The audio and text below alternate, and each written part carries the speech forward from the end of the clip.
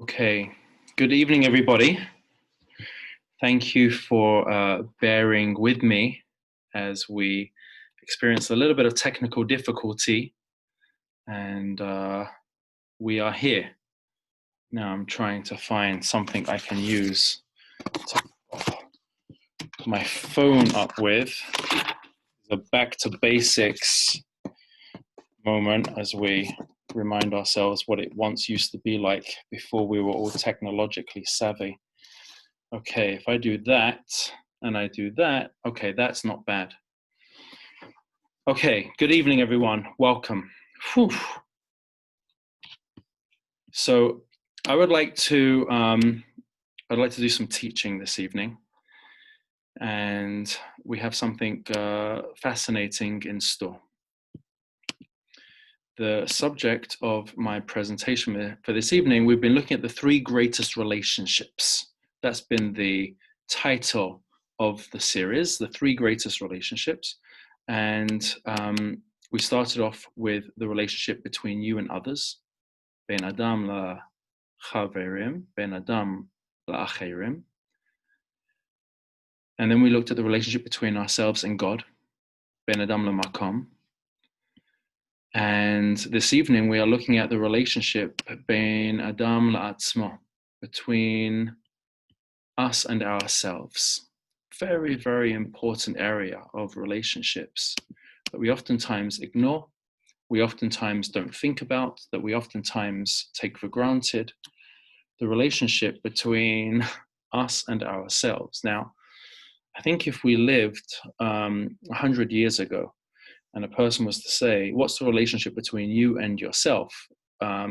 Someone would look at us and be like, are you Meshuggah? Like, what are you talking about? Are you crazy? Why you and yourself? You hear voices. However, we now know that since Sigmund Freud, it is a very ordinary, very natural, very understandable reality to say, I would like to explore the relationship between me and myself. What does that relationship look like? What does that relationship consist of? And unfortunately, it's a relationship that we never typically or oftentimes cultivate or even realize that we're aware of. And the reason for this is because we are living our lives constantly distracted. Constantly distracted. What are we distracted by? You know the answer. We're distracted by technology. We're distracted by email. We're distracted by our phones. We're distracted by TV. We're distracted by waiting for the next best thing to arrive. We're distracted by a fear of missing out.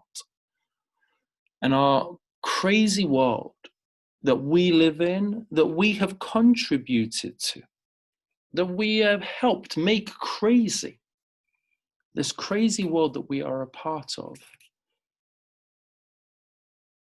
clamors for our attention in a way that we are distracted constantly, distracted from one another, distracted from the tasks at hand, distracted from what we're supposed to be doing, and most profoundly, we are distracted from ourselves.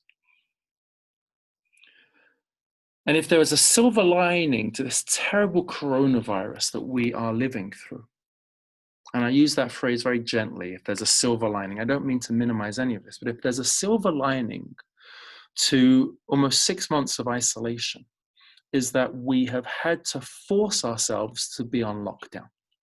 We've stopped running around. We've stopped running here, stopped running there. We've stopped running everywhere.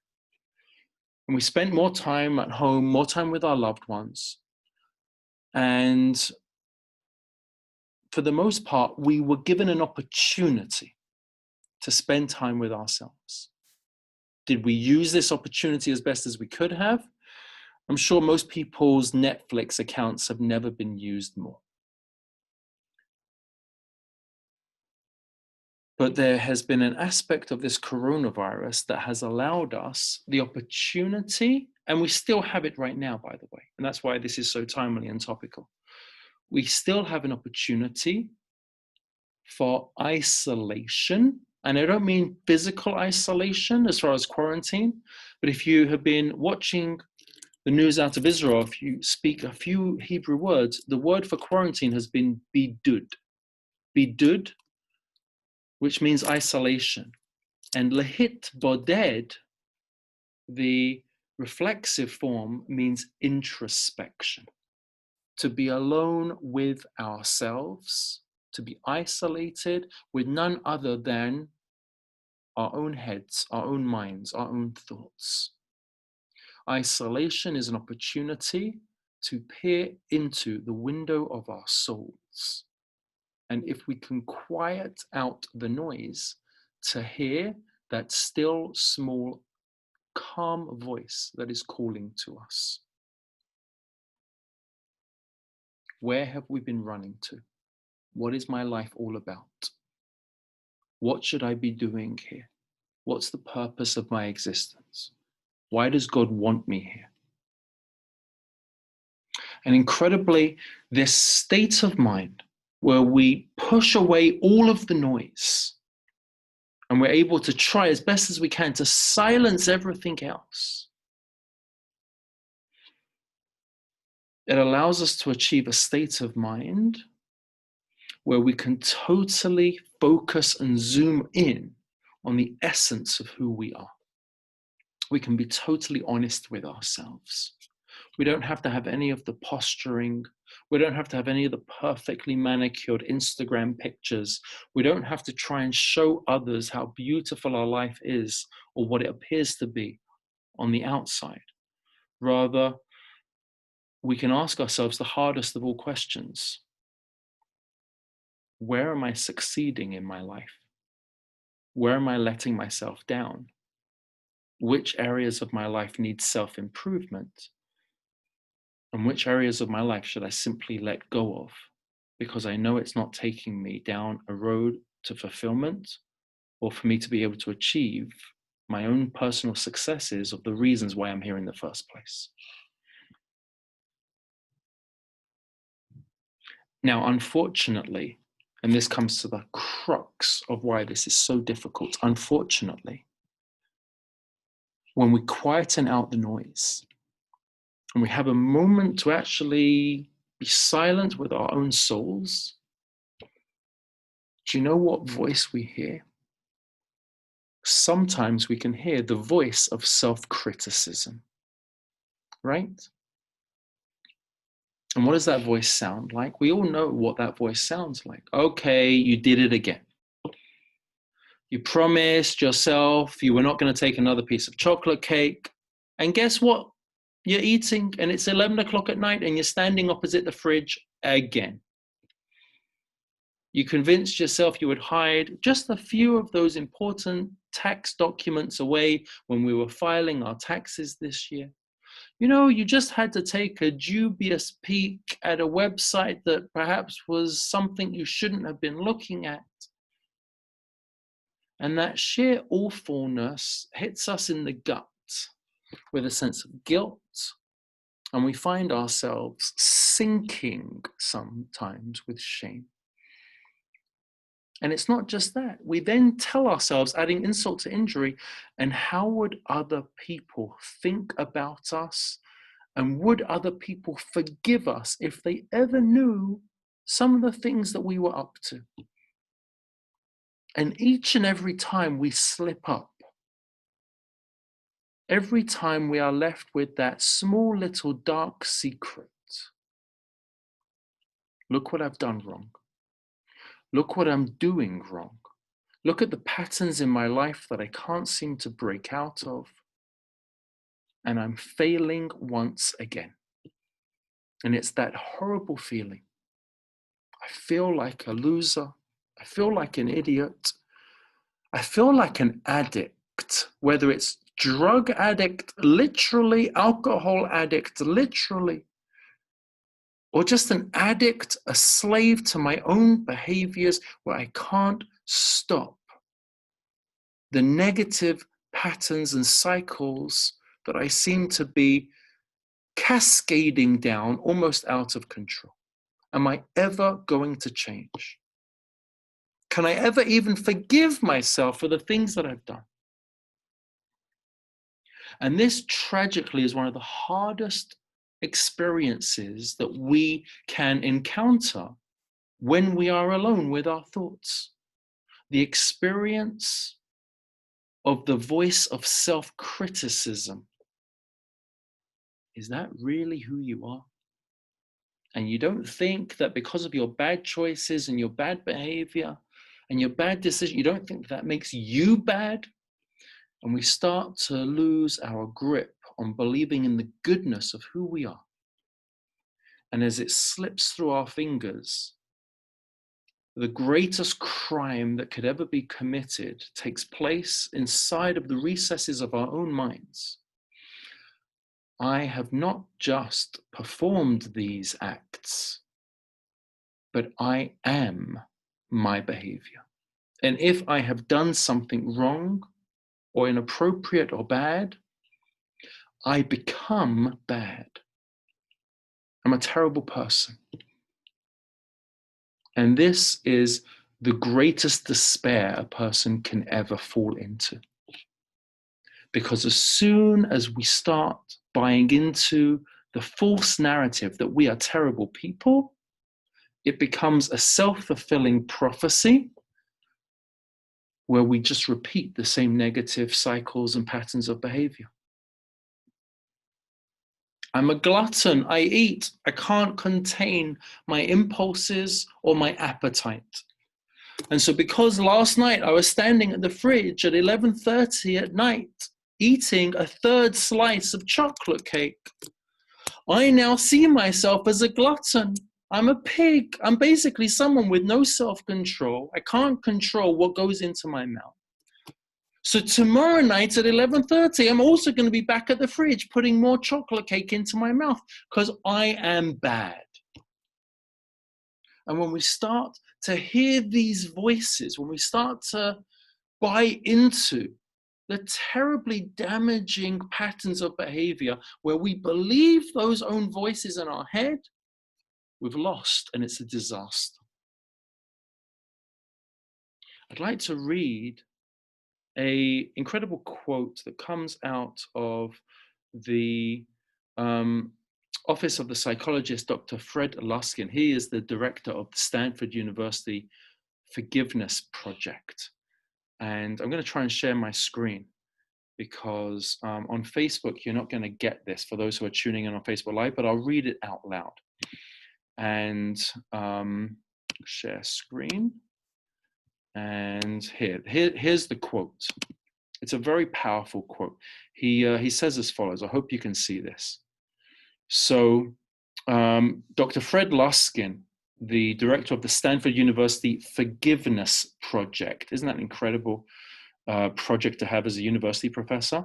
He's the author of Forgive for Good. I love that title, the book Forgive for Good. So he discovered that the biggest obstacle to self-forgiveness may be our tendency to wallow in our own guilt. It's not just, quote, it's not just that we feel bad because we know we've done wrong. Everybody has done that, but some of us actually draw those bad feelings around ourselves like a blanket, cover our heads, and refuse to stop the wailing. Does this sound like you, by the way? Does this sound like anyone you know? Do you like to be the victim of your own life? Have you experienced moments where I'm not just going to feel bad about what I have done, but I'm going to wail in this moment of all of the bad that I've done, covering ourselves like a blanket over our heads as well? Instead of taking responsibility for what we've done by trying to repair the damage or search for help, many of us unconsciously decide to punish ourselves by feeling miserable for the rest of our lives, which gives us the tacit approval to continue to slip up. And so the cycle continues. Amazing, amazing. I'd like to share with you an incredible prayer that was written. This was a contemporary prayer, and it is called, I'm going to attach it to the Facebook post later. This is a prayer that is called a prayer for when we are too hard on ourselves. And it goes like this.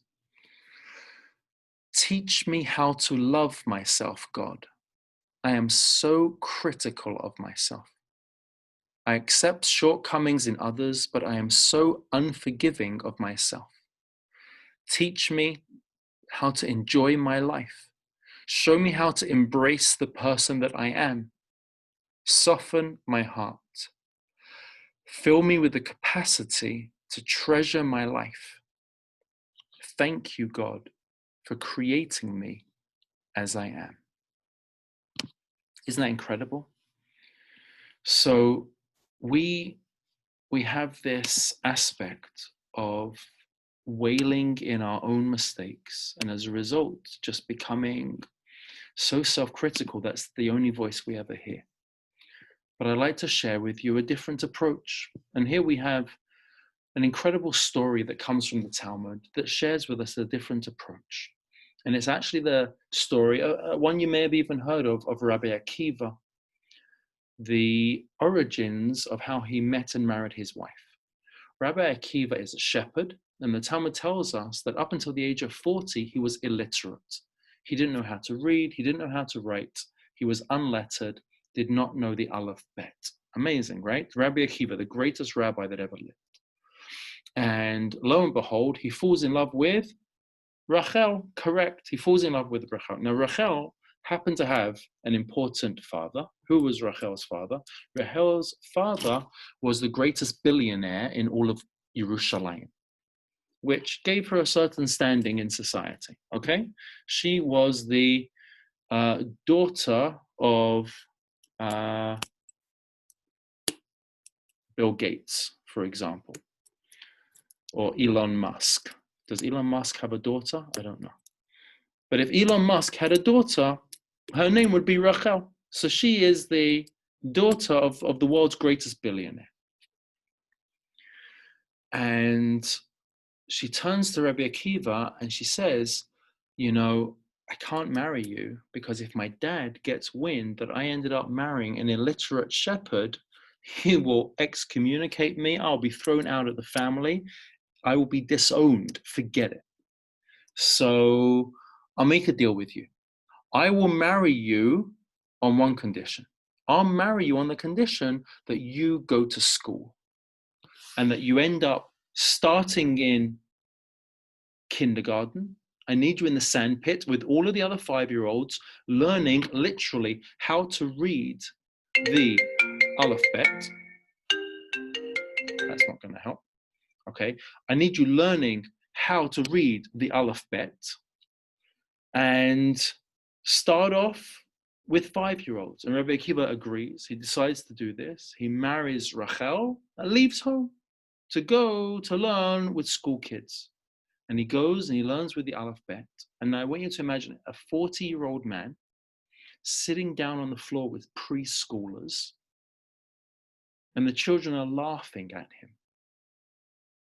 And he became discouraged. What did Rachel do? Listen to the following. This is an unbelievable legend.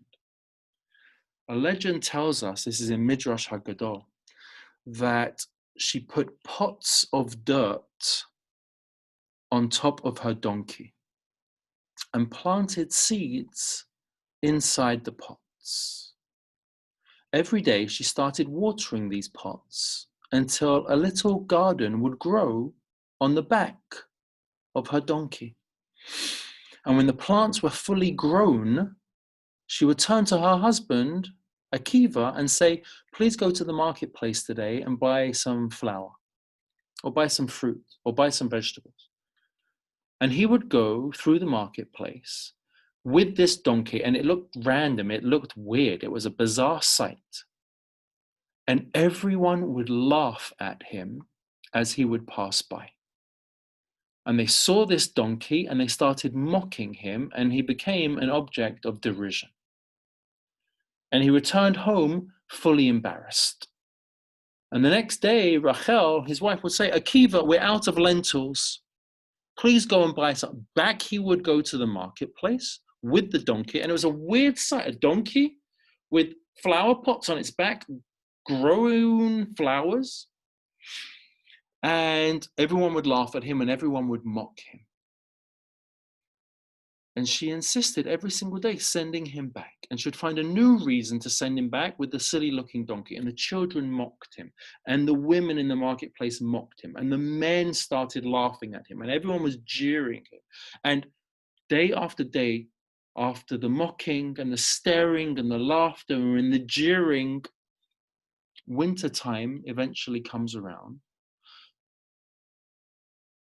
And no one gave the funny looking donkey much of a thought anymore, because by now they'd become accustomed to this strange sight.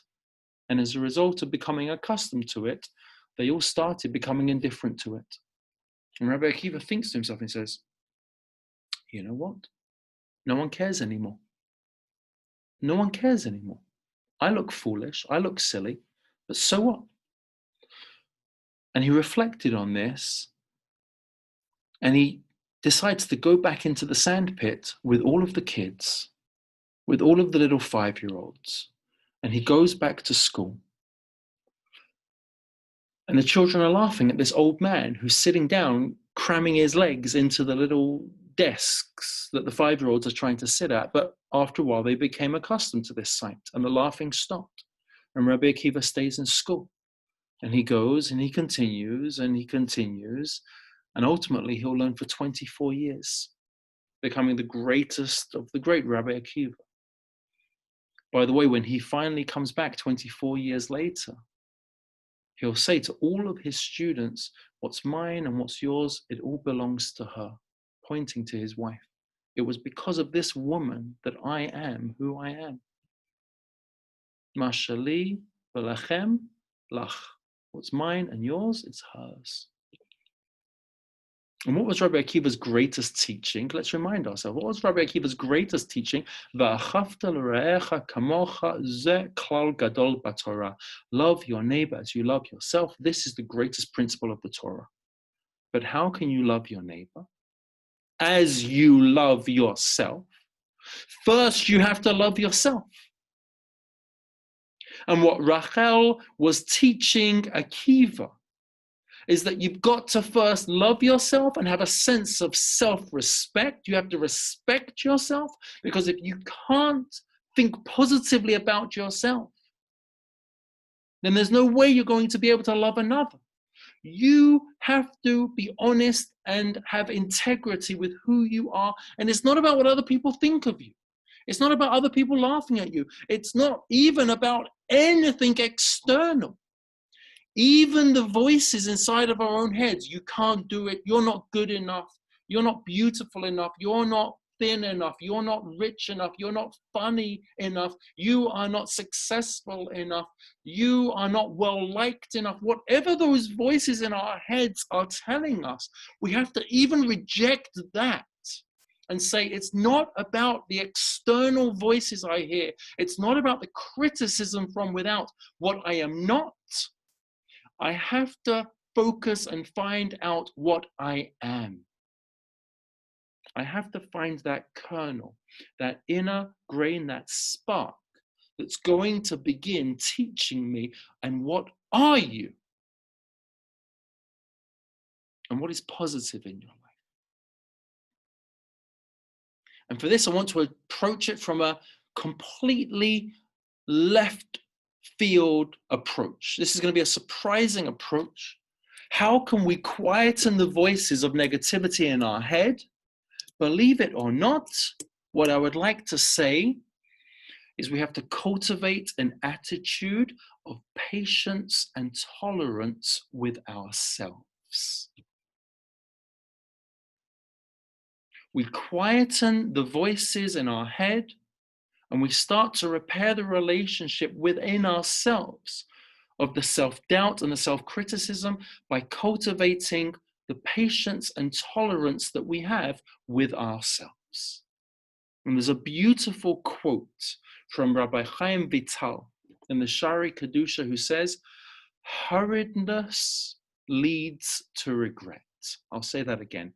Hurriedness leads to regret. And our world today is the world of the instant. With our smartphones and Google, we are now heirs to everything instantly. Once upon a time, what used to happen once upon a time? I'll tell you, once upon a time, we used to have an encyclopedia on our bookshelves. If anybody here is watching this under the age of 30, you've never heard of an encyclopedia before. You've probably heard of the website Wikipedia, but you've never heard of an encyclopedia. Do you remember the 24 heavy volumes on our shelves? You needed to look something up. You had a question. You would take the time to look it up. And you'd go over to the shelf and you would take your time in it. Now we no longer need to wait. We don't look up anything. We've got Siri. We've got voice recognition. Siri, what's the capital of whatever it is? How many of us have turned to online ordering of our supermarket shopping over these last few months? Online shopping was still an emergent growth industry 6 months ago. Today, everyone is shopping. It's amazing. Our food, never mind IGA and Loblaws for delivering our food. What about meals? What about dinner? Uber Eats.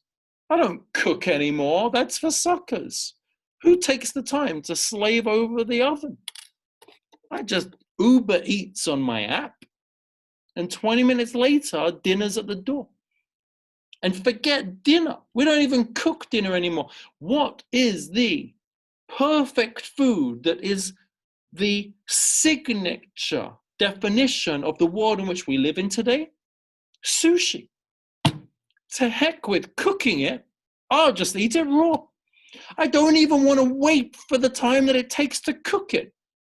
Raw fish, perfect. I can pop it in my mouth, even better. I'm not going to wait for it to be cooked. You need something? Click of a mouse and Amazon will deliver it to you. You don't want to wait the 2 days delivery? Amazon Prime will have it there by tomorrow morning. You want to listen to music? Spotify will give you an instant download. But the best aspects of having everything instantly comes with consequences. And what are those consequences? It leads to an inner stress. It increases the likelihood for poor decision making. And when everything is instantaneous, when things in our lives are not so quick, are not so instant, we get frustrated, we get angry. And what about success? What about when we're not successful instantly? What about when we make mistakes? What about when we fail? What about when we are not at our best? Then we are not instantly perfect. And that leads to a breakdown of the voices that we hear in our heads. And so what I would like to suggest is actually one of the spiritual antidotes to be able to quieten the negative voices that we hear is actually to be able to cultivate a sense of patience and tolerance with ourselves. Patience and tolerance, and that requires great effort. It is not it is not easy to be patient and tolerant of others, but it's also not easy to be patient and tolerant with ourselves. Rushing through our lives, we will miss what this world has to offer. I remember one of my teachers said, you want an example of how topsy-turvy the world is? There's a race called the marathon, and runners have to run for 22 miles. What is it in North America? 42 kilometers. You know who they give an award to? The person that does it the fastest. And the person that comes in first, they get the grand prize.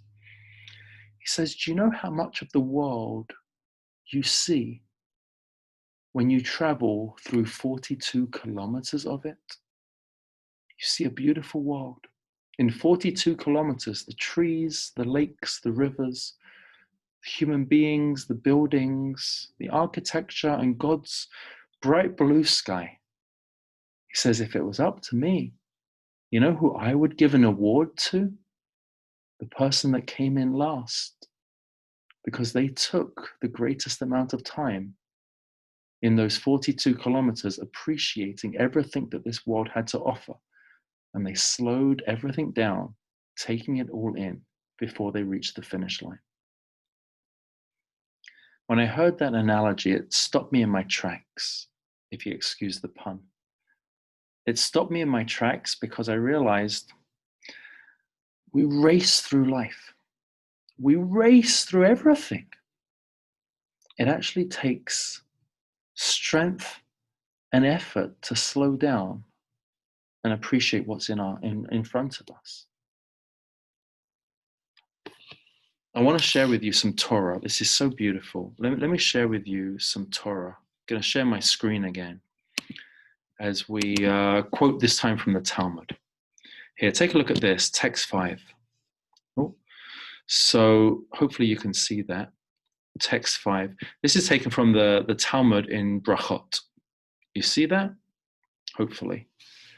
And if you're on Facebook Live, I'll just read it out loud. The Talmud says as follows.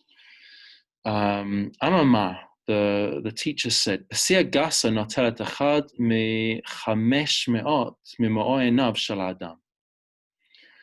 Long strides take away 1/500th of a person's eyesight.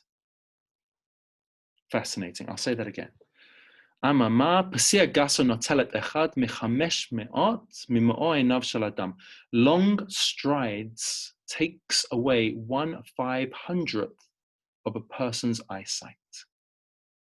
Now that just sounds like something weird and random. Like the Talmud comes up with all of these bizarre sounding, crazy, like seriously, like large steps takes away a bit of my eyesight. Ask the Gemara, Maita Kante. So how do you fix that?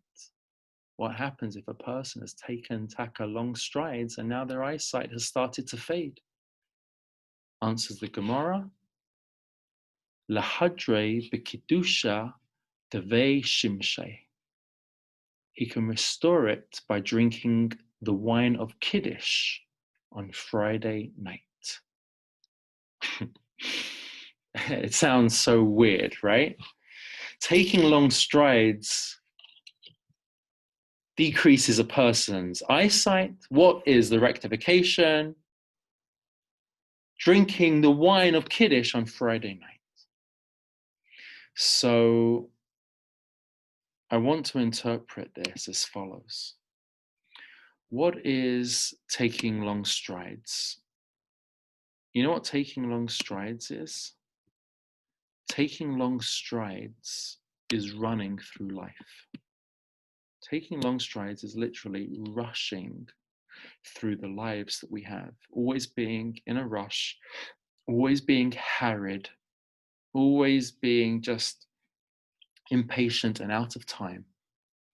What's the solution to living a life with a sense of immediate gratification and of immediacy, of instantaneous results? The consequence of that is that we miss what really matters. And the things that are in front of our eyes, we start to see them, but a little bit less. Whether they be our families, our children, our health that we often take for granted, the things that are most important, which to the degree that they're important, that's the degree that we'll take them for granted. We don't see what's in front of our face. That is the consequence of rushing through life. What's the solution? Kiddush on Shabbat. It's such a beautiful Gemara. Think about what the answer is. What's the solution for running through life? Slowing down. What's Shabbat? Shabbat's a time where we don't run anywhere. Shabbat's a time where we sit at home and we take a glass of wine. It's so perfect. The solution to a fast-paced life is slowing down with a glass of wine on a day where we can't run anywhere. Savlanut is the Hebrew word for patience. It also means tolerance. Now, on the surface, tolerance, patience, is there a connection? Saval from Savlanut actually means to carry, or better, to bear. To carry a weight, to bear a weight that is heavy. Savlanut is not just for others. Yes, we can have savlanut with others, and we should. When we're in the bank and someone's counting out every penny as they want to make a deposit, yes, we should have savlanut. When we are at the store and we've chosen a long line, we should have savlanut. But savlanut is something, patience, to be able to bear, that's something we should have with ourselves as well. And I want to give you some takeaways. In each of these sessions, I've tried very hard to give you some very practical takeaways, and that's no different with this evening as well. I want to give you some takeaways with savlanut. I've got a few practical examples of how we can all practice savlanut. And the first comes from the world of eating. How are we doing for time? Okay, great. We have just enough time for a couple of examples. Listen to this. Eating can be a great area where we can practice savlanut. Every single time you sit down for a meal, and think about it, how many times are you eating a day? Try to eat slowly. Try to eat mindfully. And what does that mean? It just means looking at your food, chewing your food, slowly biting into your food, tasting your food. How many times do you wolf something down, you barely get a chance to swallow, taste it before you've swallowed it? We throw things into our mouth, it's gone. What are you eating? I don't know. What is it? I don't know. A sandwich with something. Imagine eating slowly. Imagine chewing your food slowly. Imagine swallowing something slowly. Imagine waiting until you've swallowed your first bite before you take your next bite. Now, for someone who's already extremely overly conscious of eating, this wouldn't be a good example. And I'm not speaking to such a person. But for somebody that is just in a hurry with so much of life, can we slow down our eating? That's practical application number one, to teach us patience and a sense of tolerance with ourselves. Exercise number two. Let's remember that our minds always magnify the negative.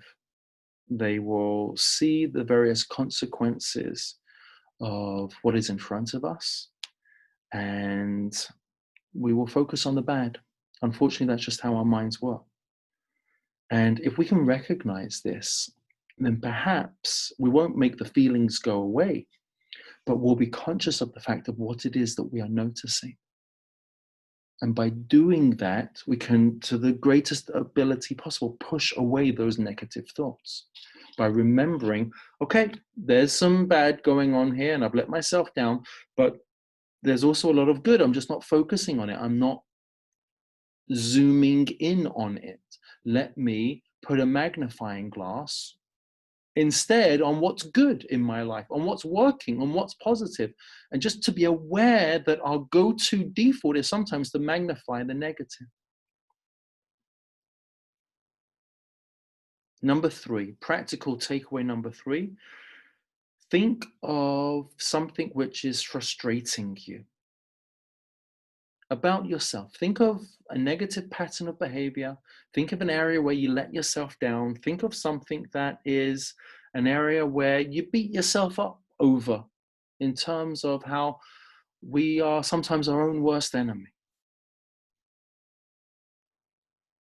And then ask yourself, what would be the healthiest way for me to deal with these voices? What would be the approach I should take in trying to deal with the negative behaviors and the negative voices I hear? Can you be willing to make space, perhaps, for a little bit of that discomfort? Don't be crushed by it. Tell yourself, okay, I feel negative. I've broken my diet again. I've broken my habit again, and I've tried to, but I can't. And all right, so I'm hearing those negative voices.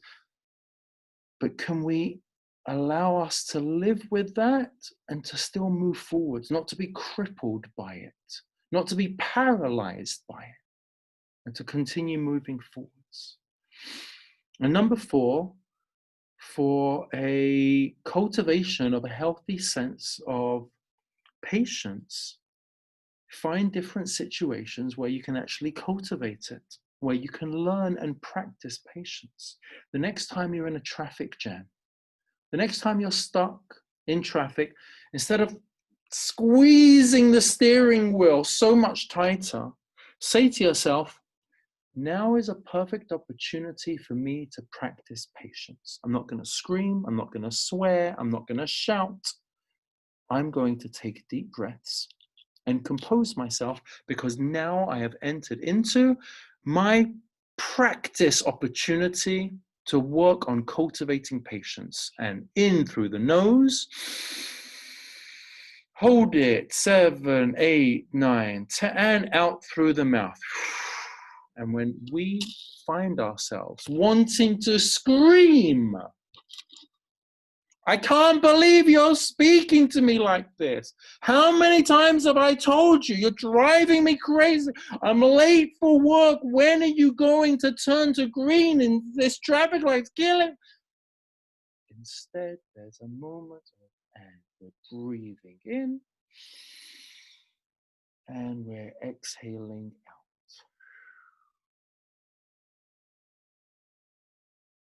Every moment in our lives when things don't go our way, or when we might be the very author of letting ourselves down and we haven't done what we know we should be, we have an opportunity, almost a situation that is tailor-made for us to say, now let me practice patience.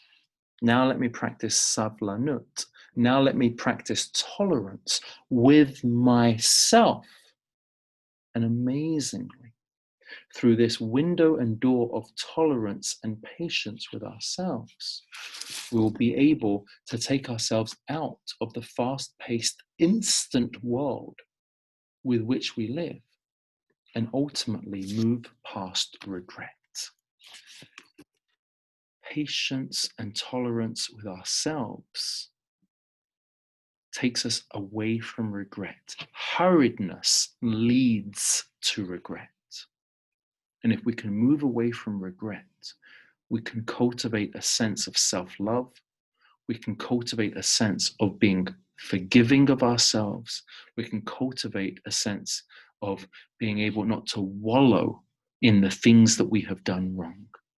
And in the process of doing it, move away from those voices of self-criticism, always remembering we are not our bad decisions. We are not our mistakes. We performed bad decisions. We made mistakes, but we are not bad. We are not a bad decision. We are not a mistake. We might have made that, and I'm going to compartmentalize. I'm going to leave it to the side, and I'm going to continue to try and focus on the good and focus on my own source of goodness, and then project that back into the world. If we can do that, then we'll be able to cultivate a better sense of relationship with ourselves.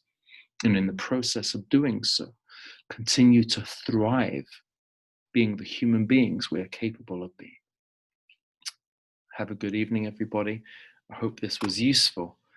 And I wish you all a Shana Tova Umetuka.